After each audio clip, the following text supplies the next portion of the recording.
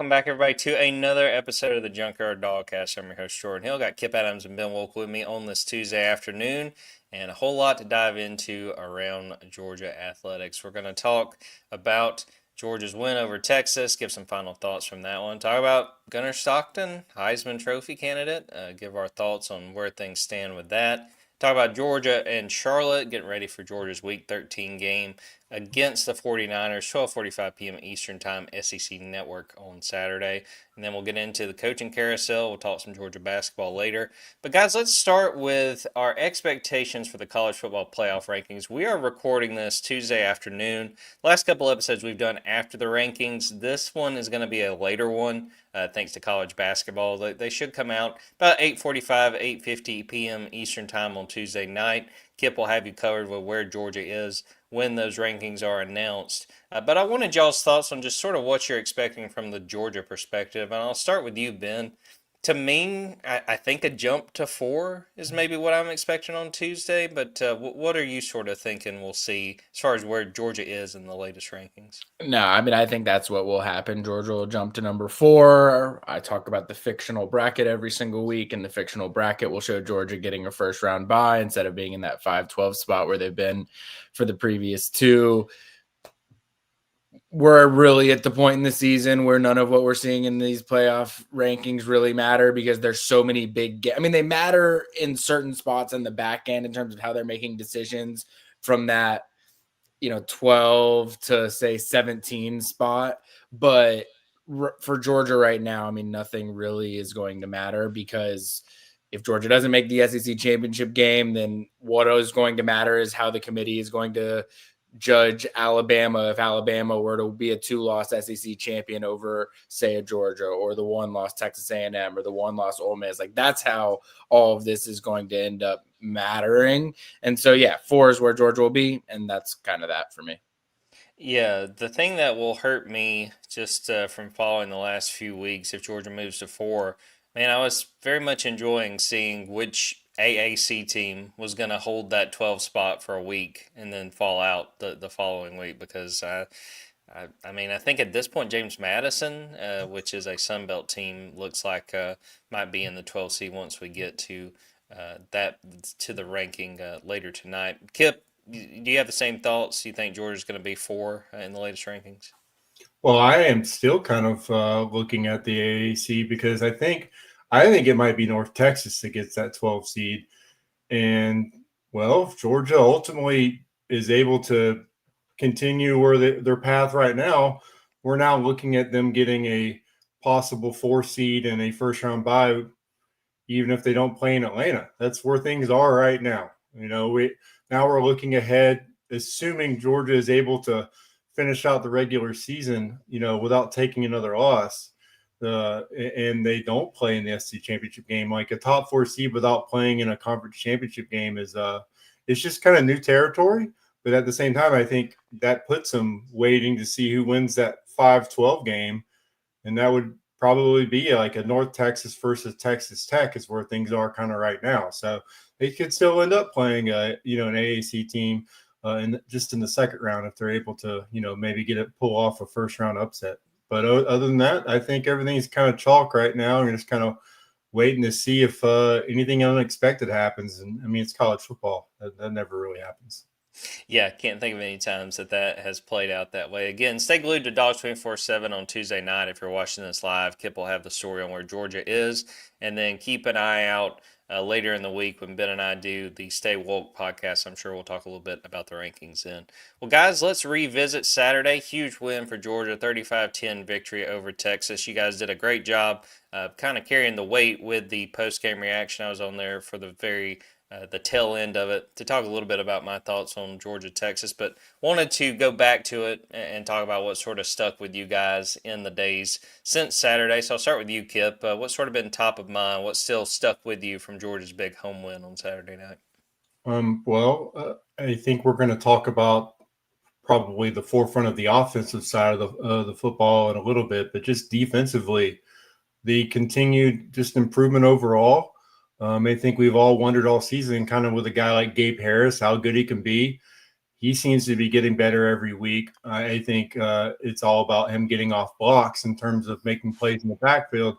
And he's great at setting the edge. He's good against the run. And now, you're seeing a little bit of improvement there on that end. And I think for me, like just looking back, we saw it in real time, reacting in real time, and just seeing it again, I'm like, this Zayden Walker arrow could not be pointed any more straight up than it is right now. Just a guy that, we came into the offseason thinking about, okay, they've got a couple guys at edge. They got Quintavious Johnson, who's also getting better. They went in the portal and got Elo Mendoza. We don't know what he's going to bring to the table.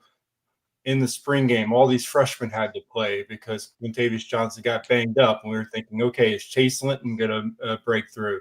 Will it be Darren Kinnabon? Will it maybe be Isaiah Gibson? In the end, it was Zayden Walker that's getting those snaps at edge. And I think, you're coming off just last season. You saw, like, they put Jalen Walker there. He took off.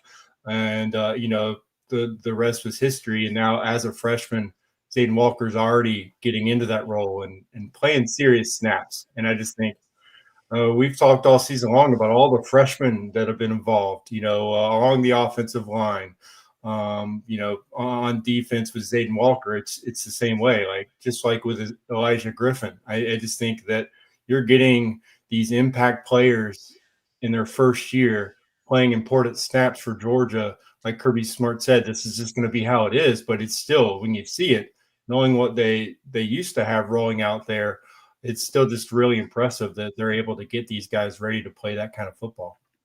Yeah, I was very impressed with Zayden Walker. Had that forced fumble late. Wanted to highlight some of the defense as a whole.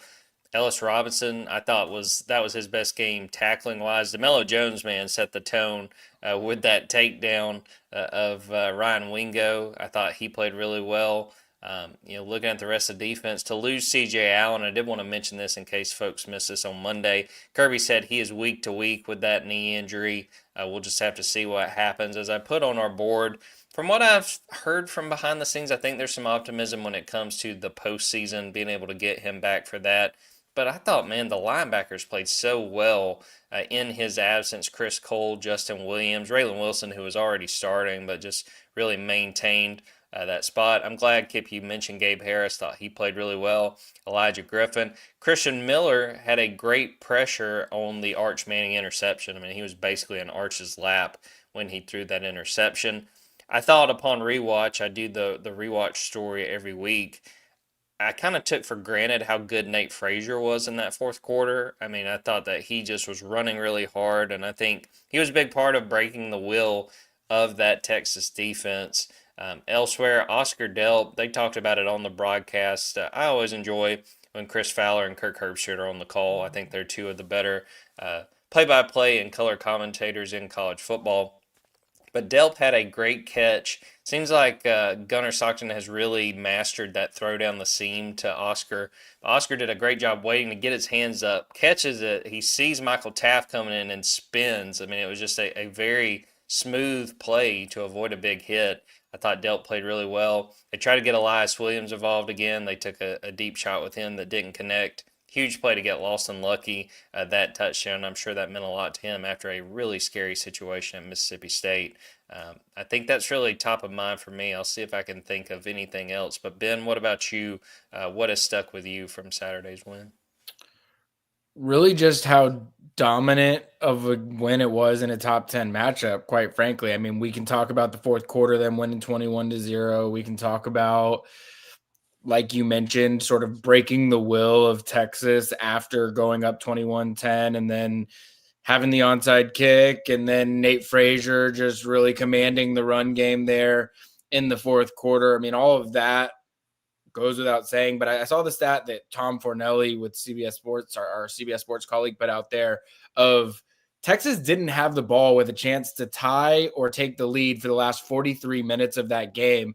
And for as close as it felt at times, and I know the Texas fans were pushing back on that statistic a little bit because there was 2 fourth downs that Georgia had to go for it there with a 14-10 lead late in the third quarter. So it was closer than that stat might indicate, but we talk about the pass rush and how it felt like it hit another gear. I mean, I don't want to take away from the pass rush and what it was able to do, but part of the reason it hit another gear is because every single time Texas had the ball, they realized that they were down 2 scores. And so Georgia had a better idea of what plays Texas was going to be running to try and move the ball downfield, especially when Georgia got into that fourth quarter and it took that 21-10, 28-10 lead. It became even more clear, that you could pin your ears back and get after it. And I think part of the reason Georgia's pass rush and why I think Kirby Smart, I thought, was a little short with our good buddy Mark Weiser when he was asked about the pass rush. He just said, look, nothing's changed. Nothing was different. It's been consistent all year. And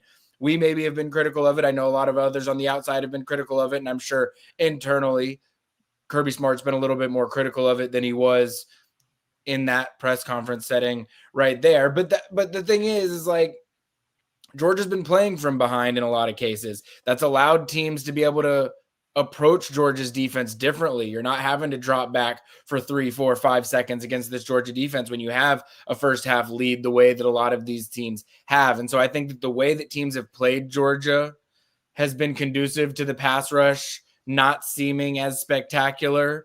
I think that the last 2 offensive lines that Georgia has played has allowed Georgia to attack that and be aggressive in a way that it maybe hasn't been so far this season. I also think the way that Mississippi State is stylistically, the way that Texas is stylistically, I think just allowed Georgia to do a little bit more 6-man rushes, aggressive third down blitz packages than they have in some of these other cases this season.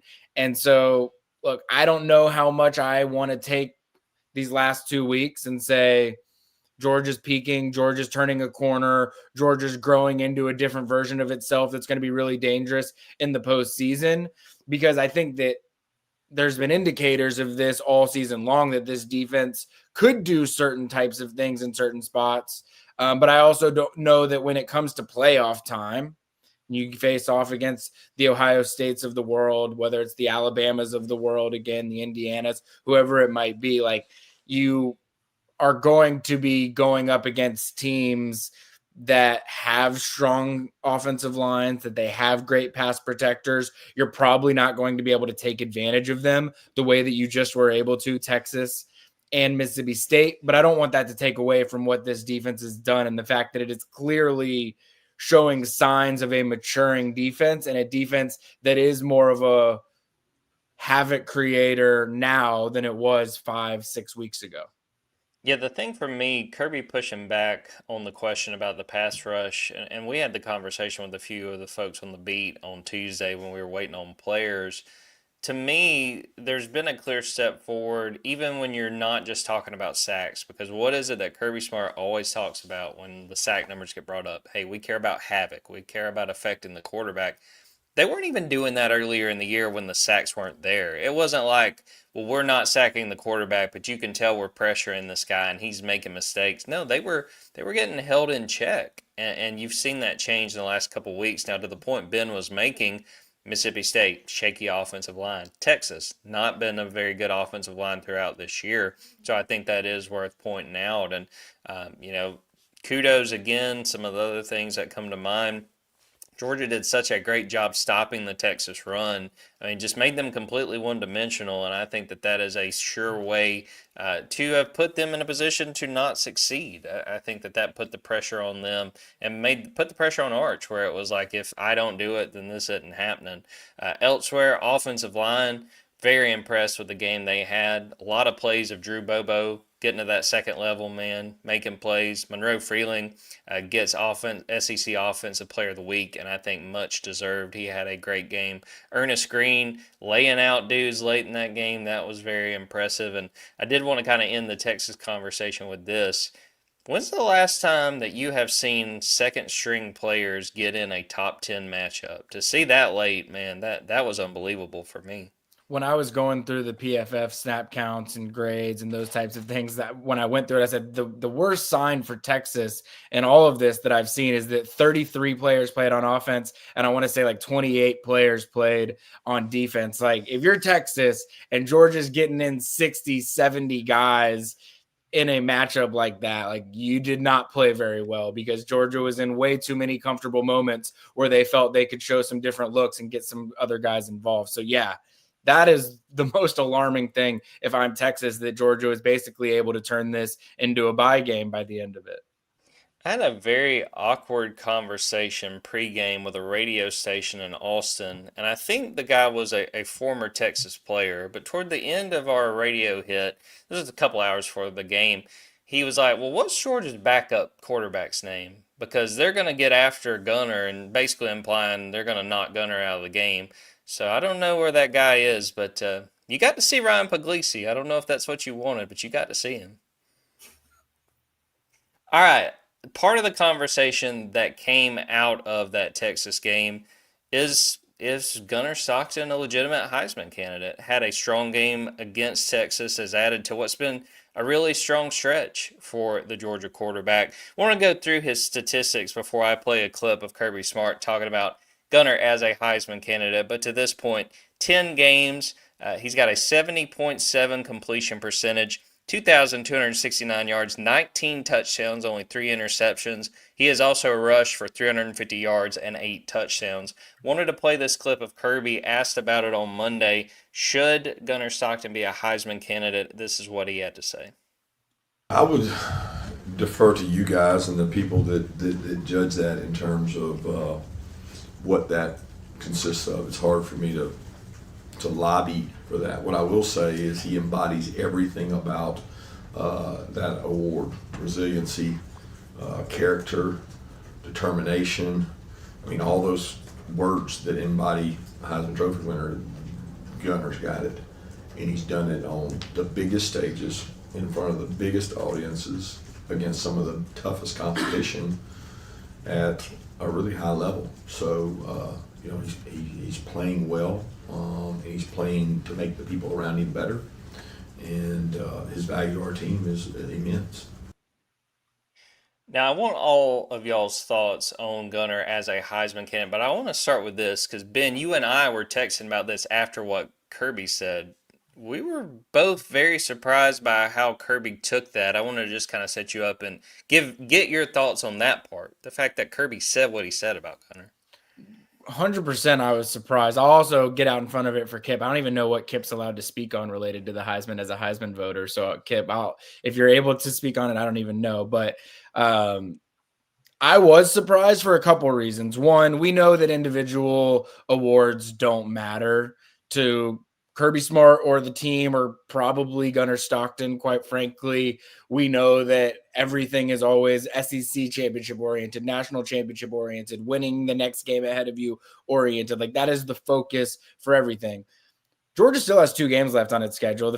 And one of them is going to be likely a top 15 matchup in a pretty much standalone spot against Georgia Tech, where one, Gunnar Stockton's going to have even more of an opportunity to be able to put on display. And maybe that was part of the strategy on Kirby Smart's part, saying like, hey, if I start mentioning this before the Texas game, now people are going to be thinking about that a little bit more when Gunnar Stockton is in that standalone spot against a defense that you would think Gunnar Stockton's going to be able to have a lot of success against, given what they've done this season. But yeah, I was surprised because it's not typical Kirby Smart to do that for individual types of things.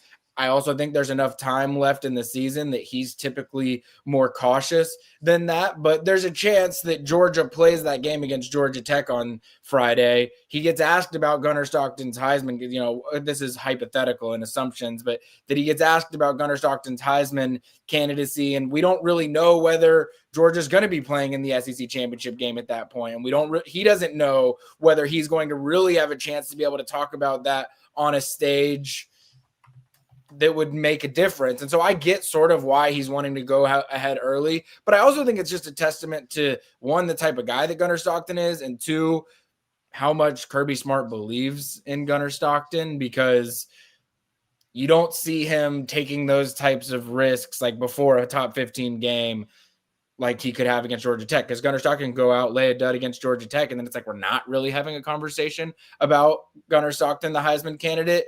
But I think that that's the level of confidence that Georgia has in this guy, and I think that also it is a sign. I think Oscar Delp said it great. Like, Gunner's not going to talk about it like this. He doesn't really care, but look at what he's doing and dominating the biggest games every single week. And I think Kirby Smart said, like, the biggest opponents and the biggest stages in front of the biggest audiences, toughest competition, like Gunnar Stockton is stepping up every single time. And he's doing it with a Georgia defense that has not been talked about all season long as being dominant. And he's doing it when I think the level of doubt that there was about him coming into the season was so severe that we need to, pendulum the other direction and talk as strongly about Gunnar Stockton as we were talking about how much we doubted him. And I think that that's as much a testament to his Heisman candidacy as anything. It's going to be very interesting once we get to that Tech game because Haynes King is kind of hanging around. And I know that Brent Key has made a push for him to be a Heisman candidate. I want to mention Gunnar in that Texas game, 24 of 29, 229 passing yards, 4 touchdowns. Also had 29 rushing yards and a touchdown. Kipp, you are a Heisman voter, so I want you to kind of lay out the parameters of what you can talk about on this because they are very particular, but let us know how that kind of works. I mean, if 900 Heisman voters aren't talking about the different Heisman candidates publicly as media members, then I'm missing something. What I could talk about is the fact that there's a lot of big time football games left to be played. I mean, Indiana at this point will play someone that's really good in the Big Ten championship game. Texas A&M has Texas, and if they win a SC championship game, and Ohio State's got, they have Michigan left, and then also, like I said, a Big Ten championship game. So if Georgia does not make it to Atlanta, then Gunnar Stockton's going to have less chances and opportunities to put himself in the front of the voters, change opinions. And so I think that's what he has, what he's up against. And for being honest, assuming that, let's just say the top 3 get to New York, then he's, behind, a couple of guys right now. I think, if you're going by Heisman odds, then he's 5th behind Fernando Mendoza, Julian Sayin, Marcel Reed, and then Diego Pavia at Vanderbilt. And I think that Georgia Tech game's kind of is, possibly Gunnar's last audition. And I think, that's probably why you heard a little bit more from Kirby Smart. And he's not going to talk about things like that. He's not a lobbyer unless he knows he needs to lobby. So I think that's probably what I took away from that, is that kind of reminded me of, when they lost in the SC championship game a couple years ago. And it was a close game when he knew he had, some opinions were being changed right there, and he had to try to fight that. It's kind of where he is right now with that. Of course, those individual things aren't at the forefront of his thoughts, but he knows, hey, if I send 2 quarterbacks to New York over the last 5 years, then that is a feather in my recruiting cap when I have, I don't know, maybe a 5-star quarterback or 2 that is looking at my program right now. So I think for recruiting purposes and for just, wanting Gunnar Stockton to have a chance, it makes sense why he would do that. At the end of the day, we're talking about, we're going into week 13 and we're talking about Gunnar Stockton, whether or not he's going to make it to New York. I think that right there is just a conversation in itself. The fact that at the end of the Georgia-Texas game, you had Kirk Herbstreit saying the Heisman race is wide open. And he basically mentioned Gunnar Stockton as a dark horse candidate in the last minute of that game.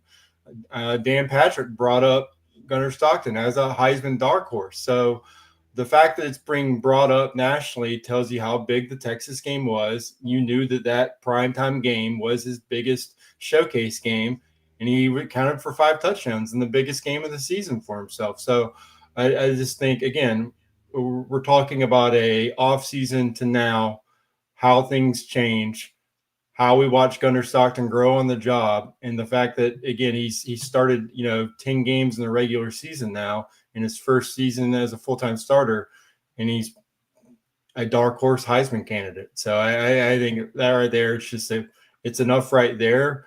Trying to quantify it with multiple weeks left, sure, he's on the outside looking in, and probably for most people, but that's a great spot to be in if you're Gunnar Stockton right now, I think. 100%. And also, it just makes me think back to before this season when there were plenty of fans that were getting up in arms about, Gunnar can't win and why are they going with Gunnar? It's like they'd seen enough behind the scenes that they had confidence in Gunnar Stockton and that they trusted he'd be able to get the job done. And Kip hit on a thing that I do think is going to matter. Whether or not it's fair, it matters is kind of up for debate. But I think that Gunnar's chances of being a Heisman finalist to go to New York hinges a lot on if Georgia plays in the SEC title game. Because I can't help but think back to when Stetson wound up being a Heisman candidate, a Heisman finalist in 2022. It felt like so much of that was built on, he had a great year, but he was phenomenal in that SEC title game. They beat LSU 50-30. He has a great performance to get ready as Georgia was going into the playoff. And I felt like, again, I am not a Heisman voter, but it seemed like the temperature was, hey, he's played really well. Look at what he did to end the season, and this guy's had a great career. Let's reward him and let's vote for him in this race. So I think it's sort of one of those things when you look at the folks in the running. I feel like right now Fernando Mendoza from Indiana is the favorite, but you've got some of the other quarterbacks, Julian Sayin at Ohio State. I think even Jeremiah Smith, the receiver at Ohio State.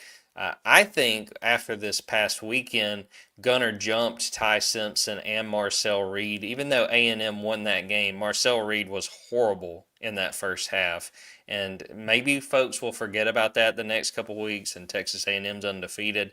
But I think this past weekend was huge as far as where Gunnar stacks up in this race. Ty Simpson did not play all that great against Oklahoma, and the fact they lost that game at home, I think, is going to matter. But for me, a big part of it, if Georgia gets left out of the SEC title game, I think that hurts Gunnar's chances to go to New York. But Ben, what's your read on just where Gunnar should be in the pecking order right now?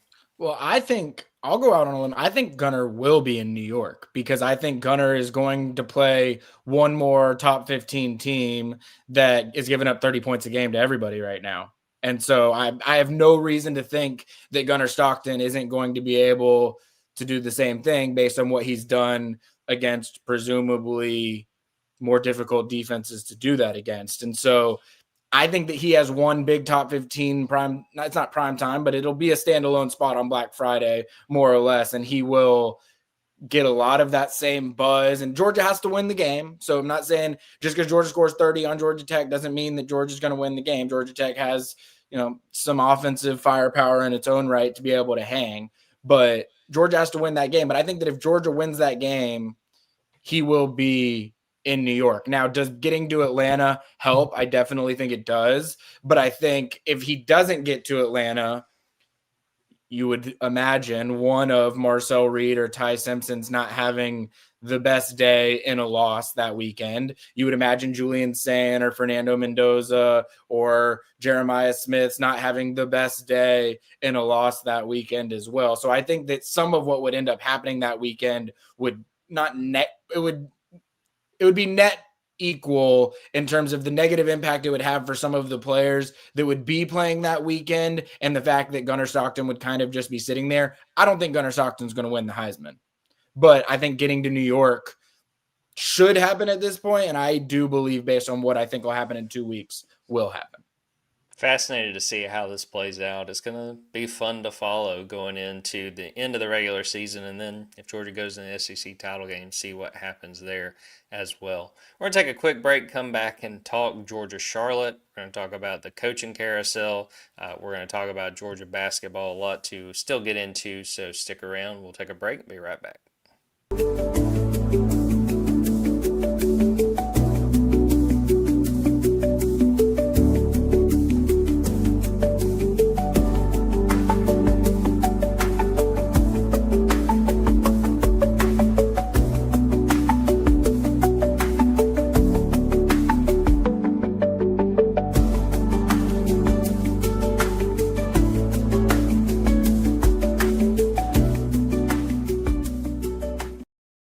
All right, guys, looking to week 13, number 5, maybe number 4 by the time you're hearing this. Georgia hosting Charlotte, 12:45 p.m. Eastern Time on SEC Network. 9-1 Georgia, 1-9 Charlotte. The 49ers have had a rough go of it in Tim Albin's first year as the head coach. They are currently riding a 7-game losing streak, and this defense has really, really struggled.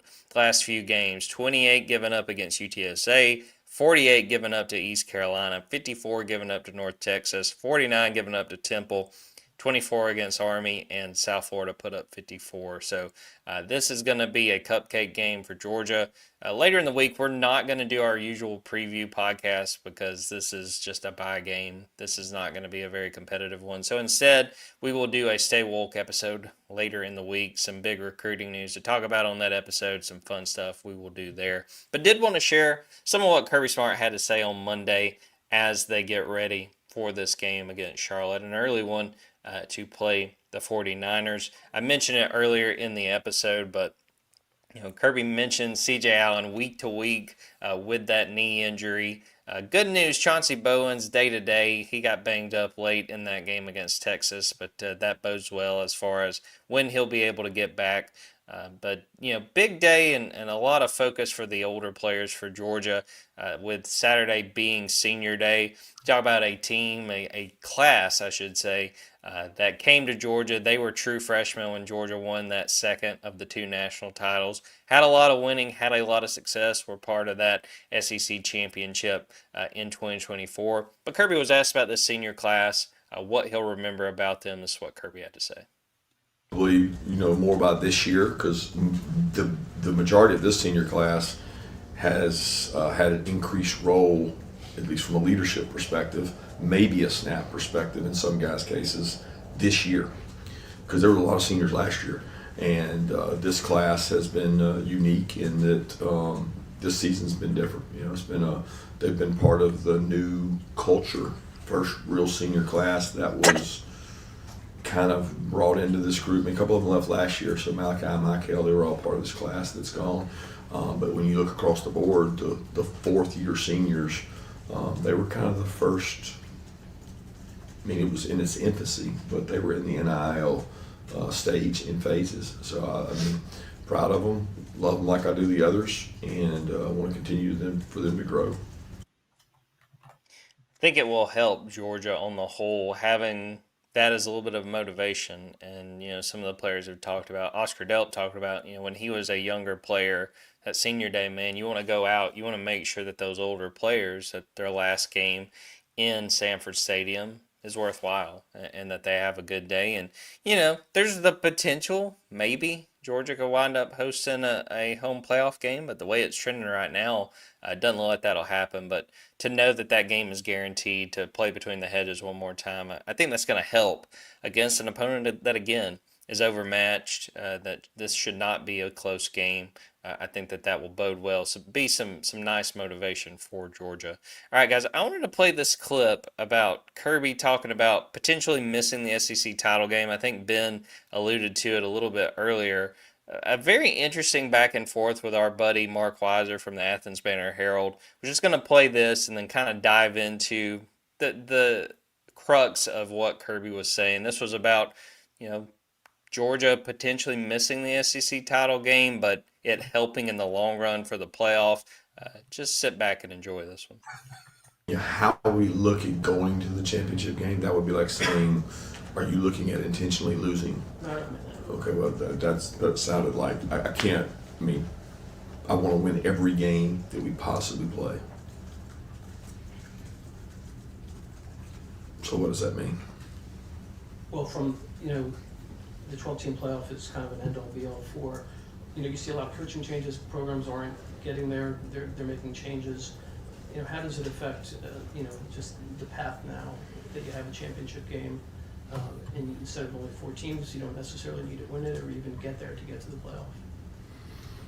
Yeah, again, my objective is to win every game we play. So where does that put us? Puts us in that game, right? So there would be no way I would ever look at not playing in that game. Can't do that. Got to look at the opportunity to go play and win a conference championship that has eluded more programs and has been as rare to win in some cases as a national championship. And that philosophically, I'm a kid that grew up in the SEC footwork and thinks that that's one of the key ingredients, most important games. To talk about the future and what it holds, I can't even speculate what that holds. And to talk about the way our coaches look at it, regardless of how they look at it, how are they going to perform on the field on Saturdays? They're going to go perform to win, which puts you in that game. The real beauty of the conversation, and again, I want to make it clear that I totally understand what Mark is asking because, this was part of the debate last year when it looked like Georgia wasn't going to make the SEC title game, where I was like, well, this might be for the best, and then it plays out and Georgia still makes it. But, it's very clear that in the big picture, missing the SEC title game helps your chances. It's one less game you've had played. But Ben, Kirby Smart is not going to entertain that idea. I know that you were pretty intrigued by that back and forth. Well, this is the second time I've watched it. I didn't realize how animated his left hand was getting. Kirby Smart, when he starts getting real passionate about something, that left hand, it gets off the podium and he starts preaching. So you could tell he was Mark had hit a hot button issue for Kirby Smart. I mean, it's tough because, what do you say? If you're a coach at an SEC school and you make the SEC championship game, you're going to try and win the SEC and you want to win the SEC. And Kirby Smart is a old school guy where the SEC matters and winning the SEC matters. And he talks about it, eludes teams as much as national championships do in many cases. And that's very true. And everybody here knows my stance on the SEC championship game, and that I think the luster of college football is lost the second we start questioning whether teams should even want to be playing for SEC championships because of what it might do for bracket positioning in the playoffs. At the same time, I'm sure that a head coach can look at it rationally and understand we don't have enough sample size yet to know, but the sample size we do have of the 12-team playoff suggests that having the bye doesn't necessarily help you as much, and having won that conference championship could hurt you. But again, we have a 1-year sample size on that. If Ohio State had just won the Big Ten last year, if they'd beaten Michigan and won the Big Ten last year, we're probably not having that conversation. We're probably saying, oh, the Big Ten champion that won it, that had the number 1 seed or the bye or whatever they had, and Ohio State probably would have won the national championship because Ohio State was the best team playing the best football at the end of last season. And so I think that we need to see that play out a little bit more. And I have been marinating on a take for a minute that I'm going to sit on, but I do think, I'm not going to sit on it. I don't think we can have the first round buys anymore because I hate the way that people talk about them. People saying I'd rather not have a first round bye. And I guess they'd still be saying it anyways. If we went to 16 teams, they'd be saying, do you want to play the one extra game? But I hate should you try and win a conference championship conversation. Of course you should try and win a conference championship. Ben, you were talking about Kirby's hand kind of getting animated. I want to see if you can get this. Do you know when you're in trouble when you ask something to Kirby? Because there's a part of that clip that I've had happen to me where I go, oh no, he's not happy. Do you know what I'm talking about? No, I don't. It's when he's answering a question and then he just stops and look at you're supposed to talk now. This is the part where you start talking. When he asks a question that you think's rhetorical, but it's not rhetorical, he wants you to tell him exactly what he's asking. God bless Palmer Toms last year. I don't know if you were there for that day when they were talking about developing depth, and Kirby kind of made him go back and forth on it. Was God bless you, Palmer. But I've been there too. And again, that's not to make fun of Mark or give him grief, because I totally get that's part of the conversation this time of year is the path to trying to win a championship. Ultimately, if you ask these guys, would you rather, you can only pick one, an SEC championship or a national championship, they're going to pick a national championship. That's what motivates these teams throughout the offseason.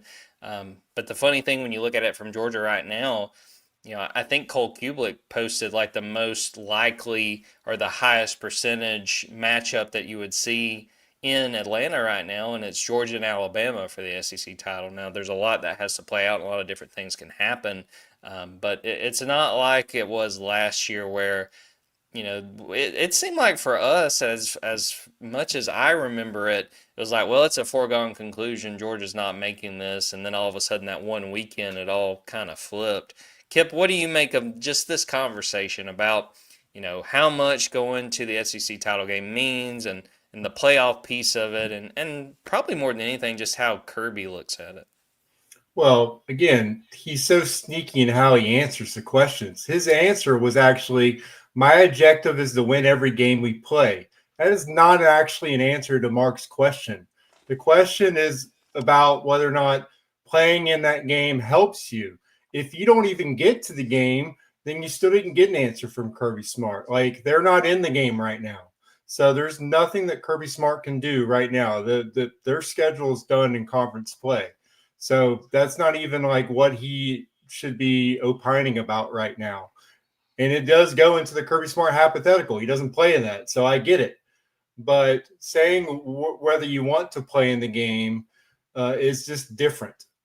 And at the same time, if you're the Georgia fan base, the reason why it splits because just 2 years ago, the fact that Georgia played in that game and lost a close game to Alabama with their best players hurt and did not get to play in a playoff still stings.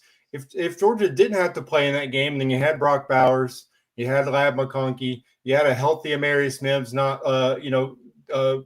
being taken out of the game, then everything kind of changes. So that is why you still have kind of that bad taste in your mouth thinking about this game, because it has had a negative impact on Georgia's playoff chances in the past. And so I think that is where they haven't figured it out. They've got two different systems at play right now. Everybody, I mean, we don't want to live in the world where you don't have conference championships. It's an amazing thing. But now that you've introduced a second system for your national championship, they work against each other. And it goes to what Ben's saying, like the buys. Like, it's just not it's not the right carrot. But we don't know how should you benefit from winning your conference? No one has cracked that code yet and probably won't. So I still just think that he's answering it in the way he should. Any coach that says they don't want to play in that game, you've instantly lost the plot completely. And I mean, you would get dragged nonstop. So I think he answered it correctly. And I also think that it still is kind of we're trying to figure it out because it's just changed the way we look at that weekend. And that sucks. Yeah, I totally agree. I mean, SEC title game, I think, is special for all three of us. And I mean, it's trying to make it fit where it makes sense with the playoff. They haven't done it yet. And I'm one, if they could figure it out where it makes total sense to still be playing these games, I'm all for it because some of my favorite memories as a fan were SEC title game related. And I'd like to see that game still be part of the fabric of college football. All right, coaching carousel check-in. Guys, of the major jobs that open, we have our first one that has been filled. Virginia Tech hires former Penn State head coach James Franklin. All three of us swung and a miss on that one. I'm going off the top of my head. I know I had Jeff Monken. I think Kipp, I thought, was going to wind up winning this one with Shane Beamer, but I don't know if Shane Beamer is going to be coaching anywhere next year. And Ben, I think, did you have Billy Napier? I did. I like the spirit of my pick. He was still the head coach at the time. James Franklin was still the head coach at Penn State at the time. I had the right idea in mind. They were going to hire someone that was about to get fired. I just had the wrong guy. We'll give you a quarter of a point for that Perfect. one. That's all I needed. Kip, just general reaction to this landing spot for James Franklin. I mean, huge win for Virginia Tech. And the fit just makes sense. I mean, like, if Virginia Tech is going to provide the support that they are promising right now, and bringing in James Franklin, the timing's perfect because look at that conference. Look, that conference is wide open. We're talking about, I mean, we thought like maybe Florida State would take control, and then you have Miami, and we're talking about like Georgia Tech and Louisville right now. I think that is a conference that makes sense for him. And I from the moment that like he became available, it was like, I get why you would want to hold out, see where, maybe some other coaches don't pick, maybe consider returning to the SEC. But I mean, that's a different fight. And I just don't think when you're a coach that hasn't been able to win the big game or beat a team that's as good or better than you, I don't think going to the SEC is going to help your legacy. It's going to be a challenge that I think probably would have been a little difficult for James Franklin. Going to the ACC, where these teams just kind of, they all seem like they're on a similar plane. Virginia Tech's not there right now, but I just think that you get this team to close to where Penn State was, where they win 10 games, I don't know, every third year. Like, Virginia Tech would love to have Penn State success, and it's actually possible. So I just think that it just made a lot of sense, and I think it's a great fit. And to have that, before Thanksgiving, before the season's over, to potentially nail your hire. We always say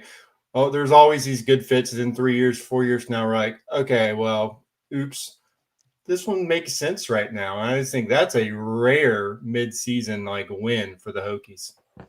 Ben, what do you think about Virginia Tech bringing in James Franklin?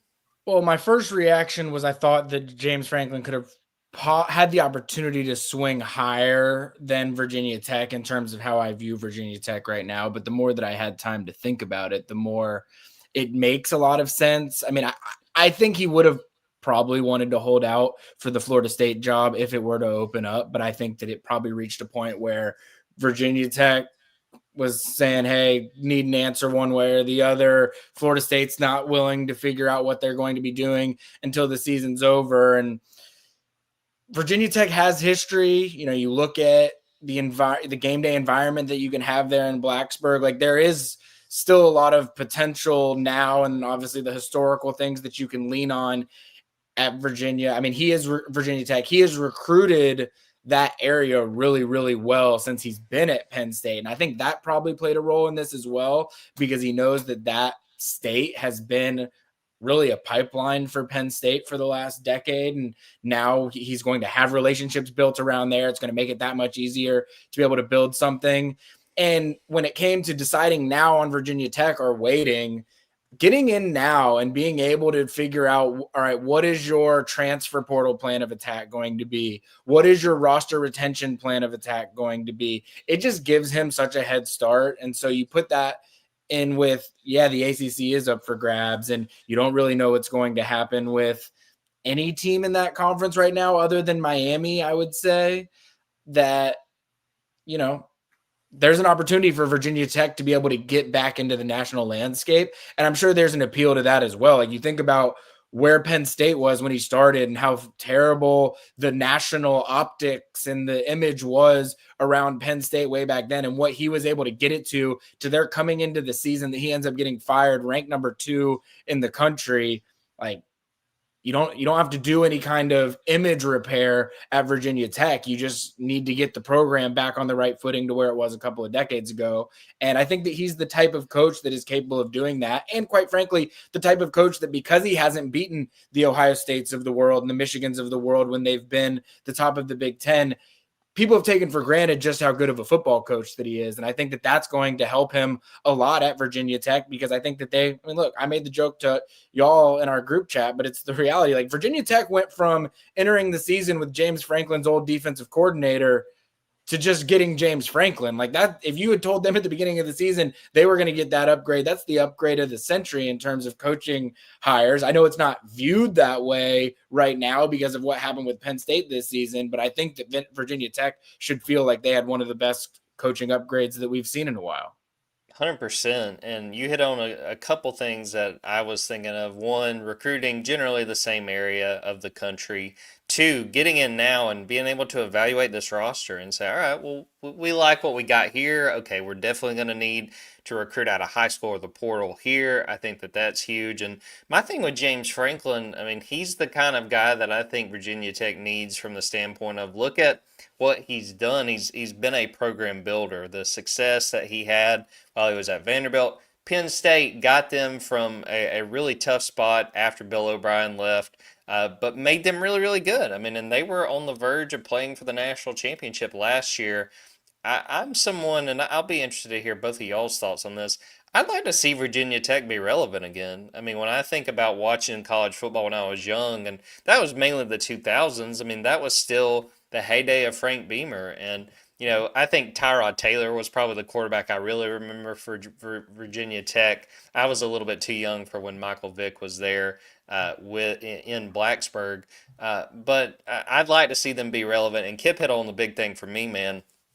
This conference, could you realistically sit here and tell me there's no way Virginia Tech wins the ACC next year? I don't think so. They could go out there and crush this portal and put together a really good roster and win right away.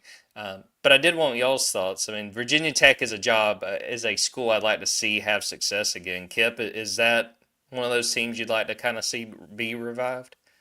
Yeah, I mean, I just think about the fact that they just hired a coach who found a way to be on College game day multiple times this season. And I can't remember the last time Virginia Tech was on College game day. Like, there's just no relevancy right now with the program. So for me, I'm wondering, like, when are we gonna like celebrate the Hokies like pulling off the big upset again? And it's just like, for me, I am old enough to remember when Michael Vick was there and the game he had against, I mean, like, one of the best games in college football history was Michael Vick going out there and, basically putting the team on his back and almost, winning a title. It was just one of the best individual performances you'll ever see. And I just remember the recruiting impact of that. Like, they were bringing in 5-star running backs. Like, everybody wanted to obviously be the next Michael Vick. And you thought that program was just going to, be a part of college football, the forefront for the next couple of decades. And they were never able to kind of just keep that going. But it also just, I mean, it shows how difficult it can be to program like that. You got to have to try to catch lightning in a bottle. So can James Franklin do that in this landscape? I mean, I think it's a little bit easier because look at the program he used to coach at, Vanderbilt, and what they were able to do with Diego Pavia. Like, there are already quarterbacks basically putting it out there that they're going to enter the portal at prominent programs right now.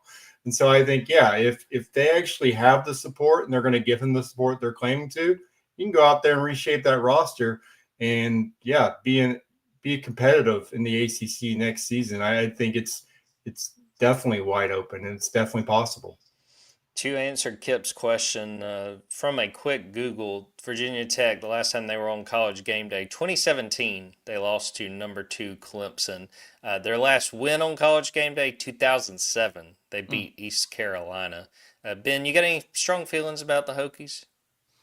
I think it is a fun job. Like, it's one of those schools, like, not to sort of split the gap of what you all said. You said you were too young for Mike Vick. Kip said he definitely was not. Like, Mike Vick's national championship run was like my introduction to college football. Like, him, Peter Warwick, like, those were like my first football players where I was like, I just love these guys. They're so much fun to watch. And so, yeah, to me, Virginia Tech is like my introduction to college football, really. And I think that I want them to be good. And when the vibes are high in Blacksburg, they're as high there as they are anywhere else in college football. And I mean, the ACC is so wide open that I don't even know who's going to be playing for the ACC championship this year. And we're talking about a bunch of teams: Georgia Tech, Virginia, Pittsburgh, SMU, Duke, up until last week, where none of us were talking about them really being teams on the national landscape, even within the last 12 months. And so, yeah, anybody in the ACC that gets a good coaching staff in place,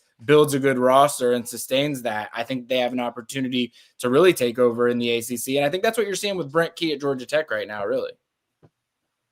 All right, still sticking on the coaching carousel check-in, we got to talk about what the hell's going on at Ole Miss. There's been reporting, I want to say this was Brett McMurphy, I apologize if this was someone else, that Ole Miss is basically giving Lane Kiffin an ultimatum because he's been trying to decide Florida, LSU, stay at Ole Miss.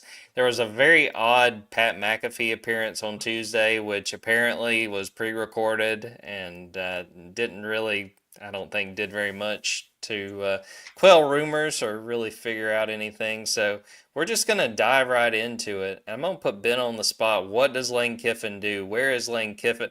Well, first, I'll start here. This will be two-part. We'll start with this one. Is Lane Kiffin coaching in the postseason for Ole Miss? I think so. I don't know, man. Like, I've been on the side of Lane Kiffin's going to stay at Ole Miss because the discrepancy between the jobs isn't great enough. And he has a national title I don't know if he has a national title contending team, but he has a playoff caliber team. I think he's going to stay, and I still think the NFL's in play is another thing that I know that I've been throwing out there for a couple of episodes. I still think Lane Kiffin getting through the college football playoff and then somehow ending up in the NFL is still on the table. But I don't know. I mean, the fact that his family was in Gainesville, it seems, and then it seems like his family was in Baton Rouge, and we live in this like crazy college football world where I don't know sometimes what's real and what's not real. And then you throw the artificial intelligence world that we're in now, and I don't know what's real and what's not real. But I think that he was probably checking out Gainesville, and he was probably checking out Baton Rouge, and it sounds based on what he said to Pat McAfee that he has not been given an ultimatum, so to speak, that he has to make a decision, but he certainly has not done anything to quiet what people are talking about when it comes to this. I'm going to say he stays at Ole Miss, but my confidence level on that is way lower than it's been for the last month. Yeah, keep tabs if you're watching or listening to this to our friends over at Rebels 24/7. I've been reading; they've had several updates today, and I know that will continue the next few days. Kipp, is he coaching in the Egg Bowl, and where is he coaching next year? Here's how I see it playing out. It all comes to a boil, and they actually do give the ultimatum. They are willing to move on without him in the college football playoff if he doesn't give them, confirmation he's staying. I think that comes out on Friday before the Egg Bowl. And then he tells them, I'm staying. And then they lose the Egg Bowl. And they're out of the playoffs. And yeah, I think either way, I do not think Lane Kiffin will be coaching Ole Miss in the playoff, because I think that there are multiple scenarios where he's not coaching for Ole Miss or in the playoff. And so I think if we're going for odds, I would say the odds are against that happening. And we're like just a couple years off of him apologizing for how he handled the Auburn job. And here he is again. We've already seen him do this. We saw him, the Tennessee thing. Like, this was the Lane Kiffin that's older and more mature, and we're going through the drama all over again. And I get it, though. It's tough. Like, you're coveted. These jobs opened up. You're on the precipice of getting into the playoff. But you are not providing clarity or giving the people, the administration Ole Miss, any reason to feel good about them holding on to him. So I just don't like you could have just squashed this, and you're obviously interested. You can't. I don't care how many times you go and have a scripted conversation on ESPN on any show or platform. If your family's touring places and looking at places to live or whatever, you're evaluating the situation. So I think if you're evaluating, then you're already halfway out. And so I don't think he's coaching at Ole Miss. And it wouldn't make sense. Like, at this point, you're having to convince him to stay. And if you're having to convince him to stay in a playoff run, you're not going to keep him around. Yeah. I will say, if he leaves for Florida or LSU, I don't know how Ole Miss ever really recovers from that. And the reason why I say that is, like, he does have a playoff caliber roster that you would think, and he's even said it this year, that people viewed this as a rebuilding year for Ole Miss coming into the season. And really, they improved upon their team last year. Like, you would think next year he'd be able to improve on that team, and you could keep stacking and improving. If he's leaving, it means that he does not believe that he thinks he can win the big one at Ole Miss. And I think that that's pretty telling. If you have your head coach that's probably been your most successful head coach for a long time, and he has you with your best playoff contending roster that you've probably ever been able to have, and he says in the middle of that, actually, I'm going to go to one of these places that's firing their head coach again for like the third time in 5 years. I'm going to go there instead because I think they have a better chance of winning championships than they do here. That's going to be tough for Ole Miss to recover from. The thing about that, too, that I think about is he's probably going to purge and like, he's going to take a lot of those Ole Miss players with him. So not only is that a tough setback for the Ole Miss program, but then you're watching guys go to a team within the conference. Imagine guys actually opting out of a college football playoff game. Imagine Ole Miss hosting like Georgia Tech in the first round, and like their roster is like half the guys are sitting out of a college football playoff game because they already have told Lane they're joining them. Like that is where you can kind of like, what is college football now if you have players having to decide whether they want to play in a playoff game or a team hosting a college football playoff game without its head coach. Like, I think that is an only Ole Miss could pull something like this off. My prediction is that they give Lane the ultimatum. He says, okay, I'm leaving. He takes the LSU job. Charlie Weiss Jr. is named interim head coach. Charlie Weiss Jr. leads them to a win over Mississippi State in the Egg Bowl, and then they win that first round game. And very much like Bill Stewart at West Virginia when Rich Rodriguez left for Michigan, they kind of get caught up in the hoopla of all of it and say, we're just naming Charlie Weiss Jr.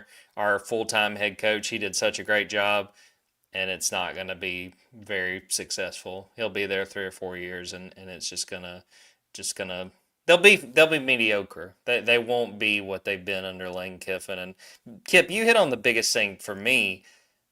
Lane could avoid all of this if he was determined, look, we're staying at Ole Miss. We're not going through all this, and he hasn't. So that tells me he is very intrigued on potentially leaving. And I wanted to bring up too, Bomani Jones brought this up, and I had forgotten about this. Y'all remember when he was at Alabama getting ready to take the FAU job, he was such a distraction that Nick Saban said, just go on. We're going to do it without you. So this isn't exactly uncharted territory for Mr. Kiffin. That's a good point. I mean, a lot of his situations have been like this. I thought we had sort of phased out of this with Lane Kiffin, but it appears not. I will say the college football calendar does him no favors in this situation. Like, it's not like wildly, I mean, it is wildly dissimilar, but like we were talking this time last year about Bo Pribula having to leave from Missouri during a playoff run because he was the backup quarterback and he had to go find his new home, and the way the transfer portal worked out, like the timing of the transfer portal and signing day and all of that stuff with the playoff is the reason why you would be thinking that you would have to be leaving beforehand. But I just don't see it. I will say, Jordan, your little Charlie Weiss Jr. scenario that you drew up there, I think we call that a Nate McMillan, right, Kipp? That's what we call that. The win enough games to remove the interim title, and then you're just mediocre. Yeah, Jalen Johnson would still be trying to get on the court, if Nate McMillan was still around. So, yeah, be careful what you wish for there. Getting swept up in the moment. Many such times that's happened to Atlanta sports teams. So, I don't know. I think it is amazing. Like, this is everything Ole Miss has dreamt about, and yet they're like just basically on the precipice of watching it all dissipate, even if it happens. I mean, you kind of have to feel bad for that fan base in a way, because like best season of their memory, and you're not even able to celebrate it because every day it's just like, is Lane staying or going? Georgia men's basketball minute, a couple of wins. We didn't talk about it after the Texas game, but Friday night, Georgia beat Georgia Tech 92-87. A game where it wasn't the best shooting night for Georgia, but they were behind for a better part of that second half and came on strong, played really well down the stretch, made the plays they had to have to win that game. By far, Georgia's biggest win so far of the season. And then on Monday, they played Florida A&M. We were talking about Peter Warwick earlier, a Seminole a few years before him, Charlie Ward, the head coach at Florida A&M. Yeah, Mark Richt was on hand, and he was Mark's quarterback there at Florida State. But Georgia won the basketball game 87-57. Really good stuff from Jake Wilkins. Blue Kane played really well. But guys, Georgia's three-point shooting continues to be a question mark. 2 of 26 in that win against the Rattlers. It's been a struggle throughout the year. I asked Mike White about it after the game. He has doubled and tripled down that they're better than this, that this is going to be something they can improve and will improve going forward. Ben, is it too early to worry about this team specifically because they have struggled so much from three? 2 of 26. It's hard to defend that one. I don't care how well you've been shooting it in practices, and he keeps saying that. It's hard to defend 2 for 26. Well, it's easy to defend if you're playing defense. It's hard to defend if you're trying to explain away why Georgia's shooting the ball that way. I mean, it's weird for me because I've covered one of these games and they shot about like 35-40% from three in that game, and they hit, I think, 4 of their first 5. So like my in-person experience is like, yeah, I have seen them shoot it. I have seen them make, but it's hard to look at some of these early season box scores and not get a little bit worried. Ultimately, making threes is what wins you basketball games nowadays. And in the tournament, if you're just lucky enough to get to the tournament, if you're not shooting well from 3, you are going to get run out of the building. So Georgia only has a few more 2 of 26s left in them and wins. If they get into conference play and they're shooting 2 for 26, they're going to lose every single one of those. And so they're going to have to find a way to fix it. I'm going to take Mike White at his word that he's seen this team shoot better at it behind closed doors, and just assume that eventually they'll gravitate towards the mean, and all of these struggles that they've had early season will result in some overcompensating percentages later in the year. But we're going to need to see that to believe that. Yeah, Mike White said that he believed that the law of averages would help them out. And yeah, at this point, Georgia shooting 26.1% from 3. That's 344th in the country. Yeah. And I will give them this on the Florida A&M game. It was a Monday night. It was a couple of days removed from that Georgia Tech win. Maybe they were just kind of going through the motions because they were better. They were like a 40-something point favorite in that game. Maybe that was just them, kind of going through the motions. But this has been a recurring issue. This has been something we've seen in several games. I might just start sending Ben to these games because the only one that he went to, they shot really well. So Georgia fans, let's put some money together. Maybe Ben will join the basketball beat. He can fill in for me. But no. I mean, this has been something we've seen over and over. It's not like it's just been one game to this point, Ben. Well, and I will say their 2 worst shooting nights of the season so far came on their 2 shortest rests. So I'm not trying to defend them entirely, because when you shoot 2 for 26, you just don't defend that. You got to shoot better than that. But I will say the 2 worst nights they've had this season have been when they've come on the Sunday nights or Monday nights after having the Friday night. So it probably plays a part in that. Kipp, what do you make of this 3-point shooting mess? Do we think that they're going to get better looks when they start conference play? I think these are the best looks they're going to get all season. So it's a huge red flag. The sample size is small enough to where, yeah, they can get hot. That's what they have to do. On the flip side, I like the fact that they're forcing turnovers at a high rate. I mean, like that's gives you extra possessions, gives you a chance to try to iron out the issues with your shot selection. At this point, if you're not going to be able to make the 3 at a consistent clip, then you're going to have to change the way you play. And yeah, like Ben said, like if you can't shoot the 3, it's tough sledding to be a tournament team. And I think this is kind of the time of the season where you probably need to figure out who you are in practice. And if it's, I mean, you can't just spray and pray. Like you can't be like that and just hope that it gets better. You're going to have to find 1 or 2 guys who can make some corner shots when they need to.